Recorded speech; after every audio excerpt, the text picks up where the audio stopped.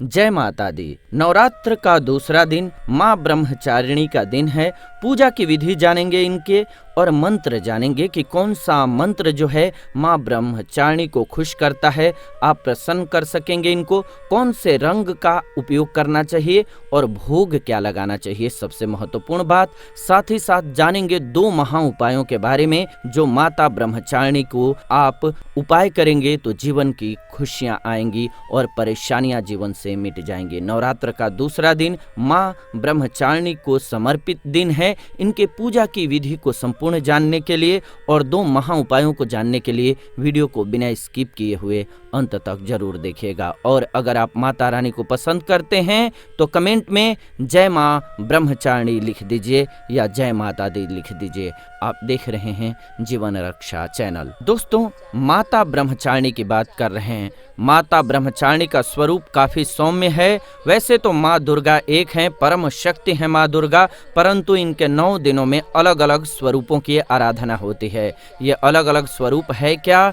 ये माता का अलग अलग स्वरूप, अलग अलग दिन की शक्तियां हैं। असल में ये सभी शक्तियां इकट्ठित होकर के माता दुर्गा का रूप बनती हैं और उनसे निकल करके अलग अलग 9 दिनों तक 9 रूपों की पूजा की जाती है, अलग अलग शक्तियों की पूजा की जाती है। वैसे तो देवी की आराधना एक तरीके से करते हैं, आप चाहें तो माता दुर्गा के रूप में कर सकते हैं, लेकिन 9 दिनों में आप अलग अलग देवियों की अलग अलग आराधना करते हैं तो और अच्छा होता है। जैसा कि माता के ब्रह्मचारिणी स्वरूप के बारे में आज हम बात कर रहे हैं, जो कि दूसरा दिन होता है नवरात्र का पूजा के लिए। माता पार्वती का ये उस समय का स्वरूप है जब माता पार्वती तपस्या कर रही थी, भोलेनाथ जी को पति के रूप में चाहती थी। ये दूसरे दिन नवरात्रि का होता है, इस दिन इनकी पूजा होती है। माता को आज के दिन गाय का कच्चा दूध लाइए, उससे भोग लगाइए। भोग लगाने के बाद एक बात का ध्यान रखना है, भोग को कहीं फेंकना नहीं है और दूध को आप प्रयोग कर सकते हैं कच्चे दूध के रूप में। जैसे कि आप पीना चाहें तो पी सकते हैं, अगर उबालना है तो इस बात को ध्यान रखिए कि उबालना नहीं है। दूध से बनी हुई मिठाइयों का आप भोग लगा सकते हैं। माता के लिए आज आप चाहें तो श्वेत वस्त्र धारण कर सकते हैं, सफेद या फिर पीला। वैसे आवश्यकता नहीं है कि अलग अलग रंग का आप धारण करें, आपकी इच्छा पर यह निर्भर करता है कि आप क्या पहनना चाहते हैं। यदि दिन के अनुसार पहनना चाहते हैं तो हल्के पीले रंग का वस्त्र बहुत अच्छा रहेगा, सफेद भी पहन सकते हैं, नहीं तो लाल रंग का पहनना कपड़ा जो है देवी आराधना के लिए बहुत शुभ रहता है। खास करके सुहागनों के लिए, कन्याओं के लिए बहुत अच्छा होता है लाल कलर पहनना या फिर पीला कलर पहनना बहुत अच्छा होता है। कंवारी कन्याएं अगर पीला कलर का पहनती हैं तो उनके शादी का योग बहुत जल्दी बनता है। अगर कात्यायनी माँ का जप कराया जाता है तो लाल या पीला रंग, इन्हीं 2 चीजों का रंग का इस्तेमाल किया जाता है। इसका आप धारण करें और बहुत गाढ़ा पीला रंग नहीं, हल्का पीला रंग पीतांबर की तरह धारण कीजिए।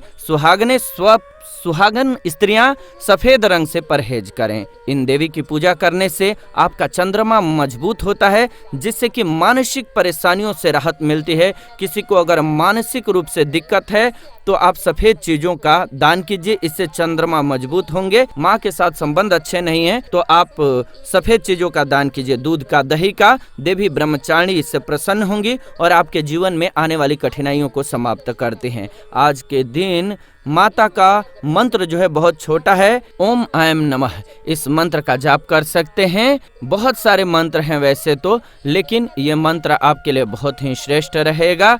अब बहुत सारे प्रश्न आएंगे कि हम कोई अन्य मंत्र का जाप कर रहे हैं, तो ऐसे में दिनों के अनुसार मंत्र का जाप कर सकते हैं। तो देखिए, अनिवार्य नहीं है, उस स्वरूप को याद कर लीजिए और जिस मंत्र का जाप कर रहे हैं उसका जाप कीजिए। इस मंत्र को 1 बार, 2 बार, 5 बार, 11 बार या 121 बार जाप कीजिए या फिर श्रवण कीजिए और देवी की पूजा आराधना कीजिए। अब अगली चीज है दोस्तों, ये देवी ज्ञान और वैराग्य की देवी हैं। आज के दिन आप अपने बच्चों को भी देवी की पूजा कराइए। सफेद चंदन का तिलक माता का माथे पर लगवाइए और माता के 9 देवियों की फोटो हो ये जरूरी नहीं है, देवी दुर्गा के अंदर ही समाहित हैं सभी, तो आप सफेद चंदन माता के तिलक पर लगवा दीजिए। इससे बच्चे के गुस्से में कमी आती है और बच्चे आगे बढ़ते हैं, उनकी परेशानियां दूर होती हैं। और वीडियो पसंद आ रही है आपको तो वीडियो को लाइक कीजिए, चैनल को सब्सक्राइब जरूर कीजिए।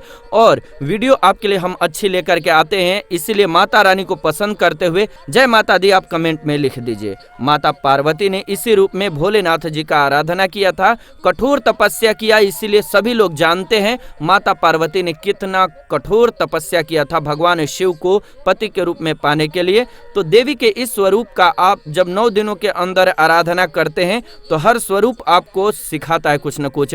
ये स्वरूप सिखाता है कि देवी की इस स्वरूप में जब आप पूजा करते हैं तो अन्य आडंबर माने या न माने, बहुत चीजें चढ़ाएं या न चढ़ाएं, लेकिन त्याग और तपस्या ये 2 चीजें आपके जीवन में धारण करना जरूरी है। ये 2 चीजें धारण करेंगे, त्याग और तपस्या, तो जीवन की परेशानियां दूर हो जाएंगी। जी हाँ, अगर आप चाहते हैं कि आप जीवन की परेशानियों से मुक्ति पा जाएं तो आपके लिए बहुत अच्छा और ये बेस्ट उपाय है। श्वेत रंग का धारण करना है, किसको? बच्चों को कराइए, स्टूडेंट्स को कराइए, उनके लिए सेफ रहेगा और बहुत अच्छा रहेगा। पीला रंग किसको धारण करना है?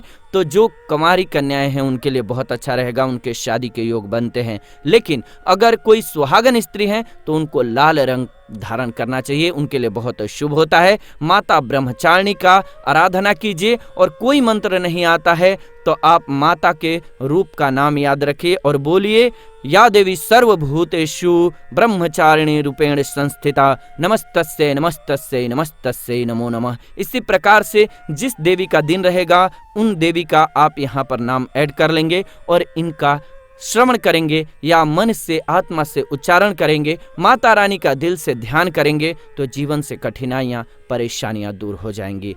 चलिए, आप सभी को माता रानी के तरफ से और नवरात्रि की हमारी तरफ से हार्दिक शुभकामना। आप सभी खुश रहें, स्वस्थ रहें। अगर माता रानी को पसंद करते हैं तो जय माता दी कमेंट में जरूर लिखें, जय माँ ब्रह्मचारिणी लिखें। त्याग का रूप है माता, इनकी आराधना कीजिए, जीवन से परेशानियां दूर हो जाएंगी।